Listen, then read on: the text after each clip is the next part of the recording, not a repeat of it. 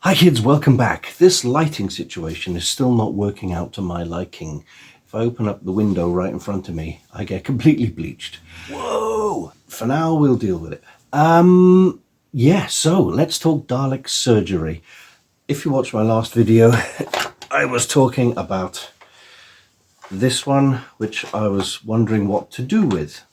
And the general consensus when I asked everyone is, let's do a cutaway version, as seen in some of the Dalek books and annuals of yesteryear, which is awesome. Put that one back now. I have since, if you'd seen my Saturday video, scored another one from the Bay of E, and I've begun to disassemble it. So I will be doing something with this one. I'm not sure yet what. I might even make myself another cutaway Dalek just for myself, because I like the idea. It depends how much of a nightmare this one is and how it turns out. Also, this being a sci-fi channel, it's not really an anniversary. It's actually 31 years. I've missed it by a year. The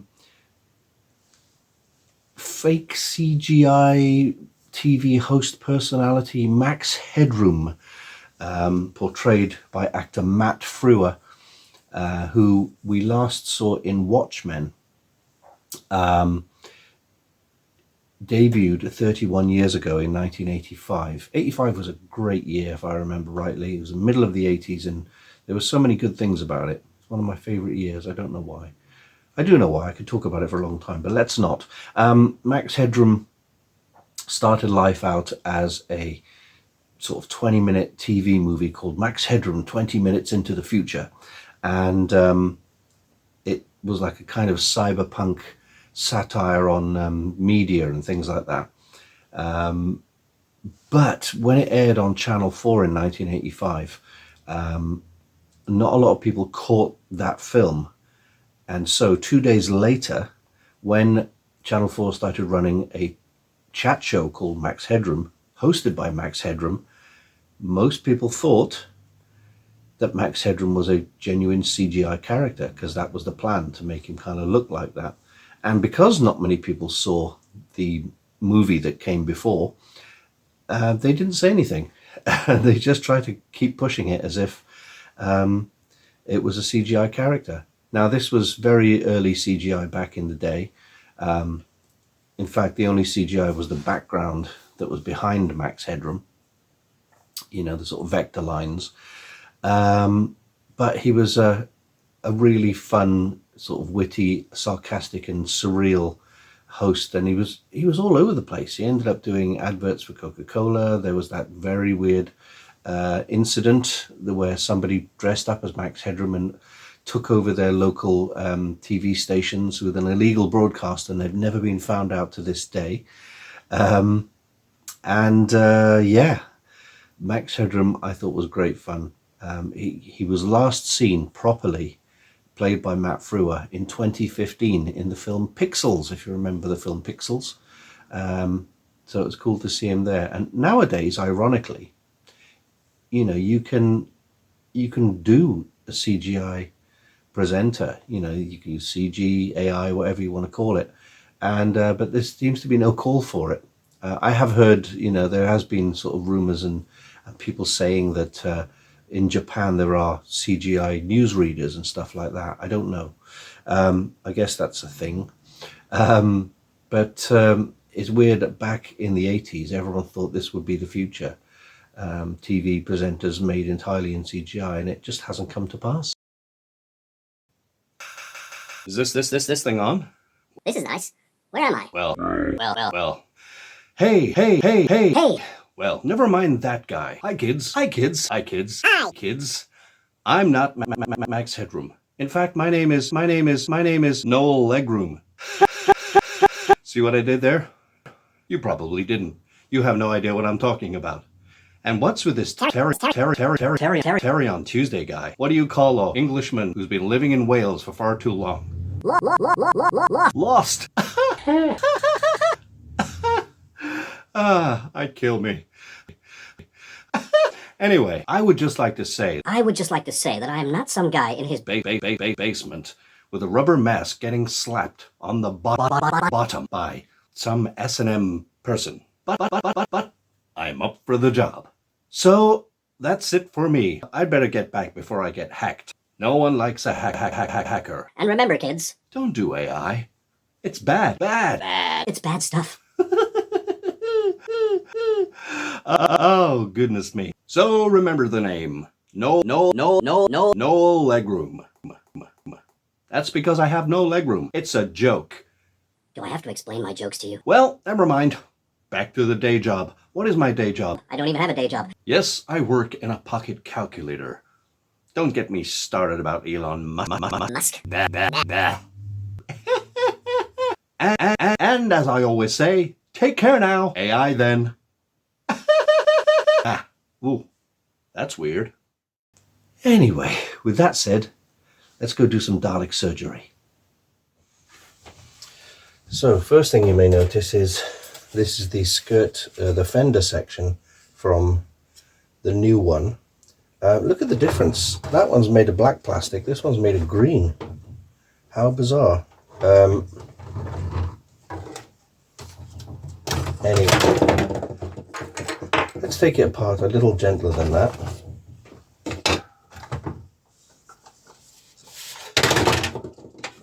Oh, anyway.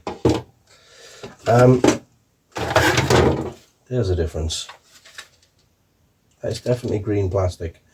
I was thinking of reverting this this fender down to a really short one like the original classic Daleks. We'll have to see how I go with that. But for the meantime, I've got to work out a line where I'm going to cut this Dalek up. I do have to cut into the dome whether I like it or not. Why does this not want to come apart? Oh, I see.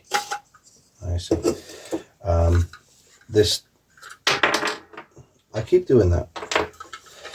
So I've got to undo screws here that I've put back in, or is it being glued? Do you know, it may look like it's been screwed and glued, which is probably not the best idea. Oh yes, because at the end of the day, this was ready to be reassembled. So it's just a case of painting the dome. But for this, it may be that because I've spent a lot of time working on making this quite nice, I'm going to make a hybrid. I'm going to keep this for the second Dalek, and I'll bring in the head and internals from the second Dalek and transplant them into this Dalek. Let's do that. Well, look at that. Look at the difference in colour. This is definitely made in a different colour plastic. I thought there might have been fading going on, but you don't fade from black to green on the bases, and the sort of coffee colour. It's coffee and tea, isn't it? Let's face it. Yeah, so the plan is, while this has been nicely re-edited so it can spin without problems, this one has all this gubbins on, which stops it from spinning. I had to cut all this down and rework the pivot and everything. So I think I'm going to use this much on this Dalek. I'm sure it fits. It's not we're not going to have any problems, are we? No, I think that's okay. So I've got to work out a strategy for cutting him in half. Maybe I should reassemble him. Yeah, let's reassemble him. Silly thing to take him apart, but reassemble him very roughly. I have to time lapse this, I think.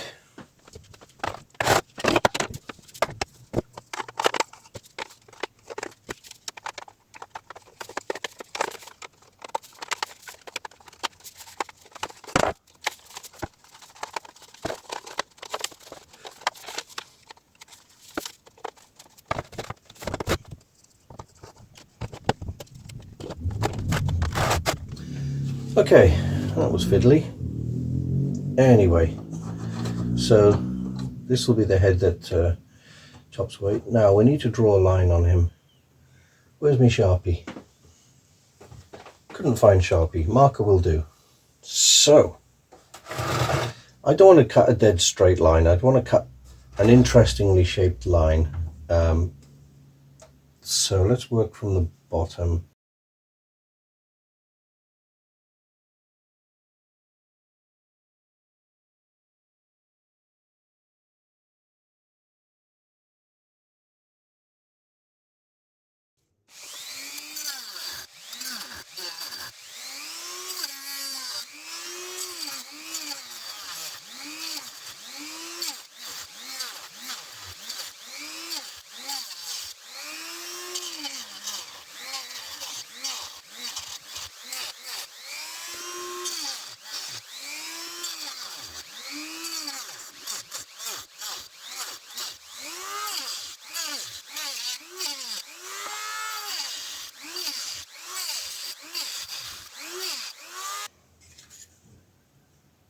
Okay.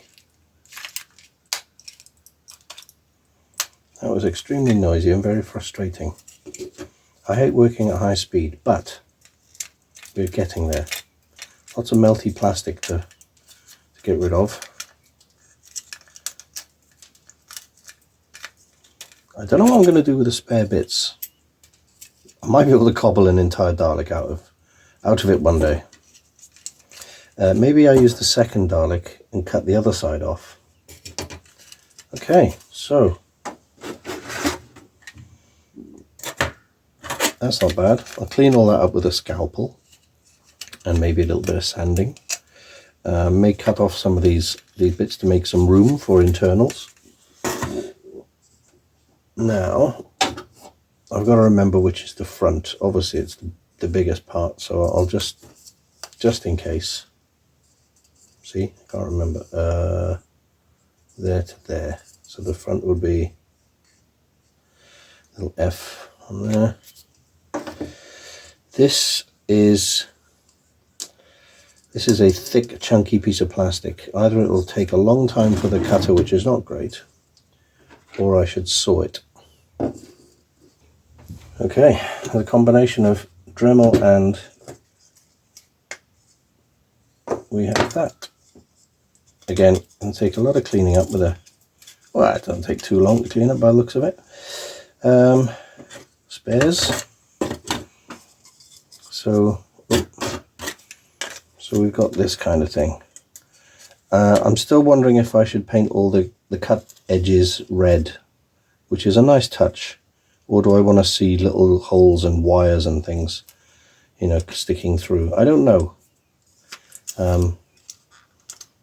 Because this is not supposed to be a scale model of a Dalek that's had a lot chopped off it. It's kind of like a museum piece, you know. You'd basically see, oh, this would be where the red areas were cut away. Yeah, so I can clean that up. Let's see if we can get down to the shoulder section now. This is quite scary actually, and it feels like sacrilege, some sort of blasphemy of cutting a Dalek up. I can leave the neck piece for now.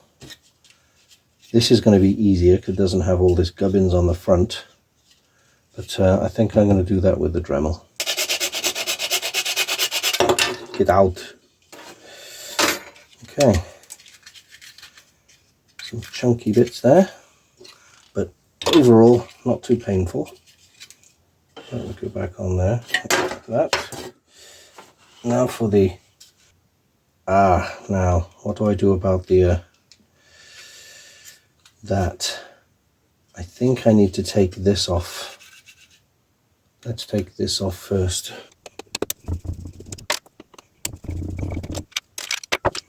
Dalek balls. Now, the question is, did I want to cut halfway through this to show the workings of the thing? I kind of do, although I have drawn a second line up to here. It's a bit scary, considering all this stuff. I'm wondering if these slats Yeah, they're glued on, just like the back pieces. No, I'm going to carry on with the original cut, and I can still mount the ball, etc., as if this piece has been taken off it like a cover, and you can still see the ball and the exterminator gun and everything else. Let's just do that. You may wonder why I'm cutting off camera, because cutting on camera is more nerve-wracking, and I'll either make mistakes with the cut, or I'll make mistakes and cut myself. I used to do quite a lot of stuff on camera, and I basically ruin it, which is not good. It's fun to watch, I guess, but not conducive to a decent build or a healthy mindset. How are we doing here? How are we doing? Nearly done. Just that bit down the bottom, which is probably snap. There we go.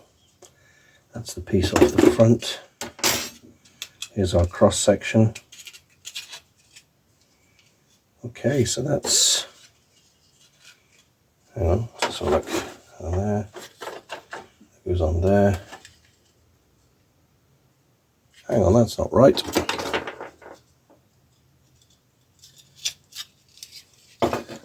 Hang on, I'm a little confused now. No change there. Let me work out what's going where. So that's the back. Yeah, I was trying to put that somewhere in place. So with that up there, let me put that back on. Why have I marked it there? Oh, hold on. That's not the side, that's the back. It goes on like that. Yeah, I was confused. I was never confused. So yes, that goes on like that. I can screw that back together, and then we're going to go down this line here.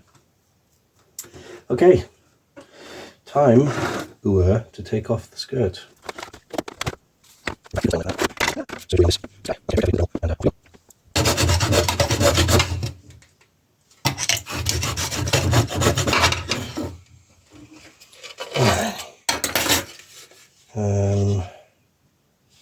Right, that stays on. There. And then we're going to try and do something creative with this front bit. Lots of bits to cut through here, but we'll soldier on.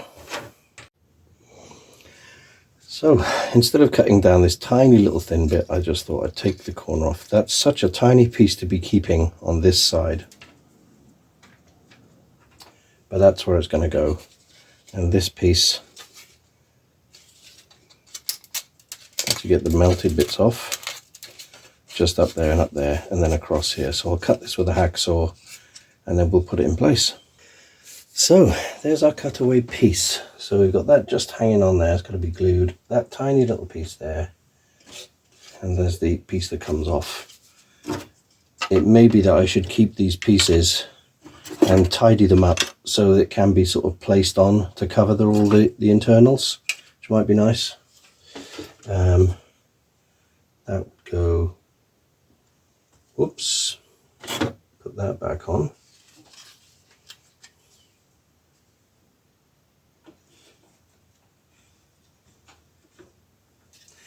I'm not going to get the glue out just yet. Something like that. Yeah, and that is also something like that. It's probably going to fall to pieces. Hey, that's not bad. Yeah, I think I can cut all this away here. And obviously a lot of this will be removed. In fact, this entire piece can probably go now. You know when people say be polite to AI and ChatGPT, because when the robot revolution happens and we're all slaves, they'll remember your kindness. Well, if the Daleks ever take over, this video is proof that I've been torturing Daleks, so I'm toast. I'm like that guy in that episode in 2005, the one who was cutting into the Dalek. This guy. Then what's it doing? Screaming. Is that what it did? So, can I take this off? What's it? Where's it go? Ho ho. Yes. Now my next step is to cut away some of all this inside stuff to make more room for the internal gubbins.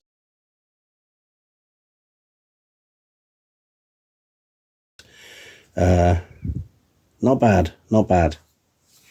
And we're back. Okay, I'm going to leave it there for part 1 of the Dalek surgery. There's little bits on the inside to cut out and a lot of cleaning up to do. So hopefully by the next video you should see a nicely cleaned out interior, and then we'll start looking at greeblies, the fun bit to put inside. I've also got to think about the exterior, what colour scheme and stuff like that. So if you've got any preferences, let me know. That's it for me this week. The next video will probably be my ongoing review of the entirety of Babylon 5, which I've never watched before. We're kind of into the 2nd season now. And yeah, as always, thanks for subscribing. Thanks for watching this far. If you've watched this far, just hit the little thumbs up thing. The thumbs up thing, which is down there somewhere. I was trying to point it down. From me and Noel, thank you, and I will see you next time. Take care now. Bye bye then. Oh, computer, close doors.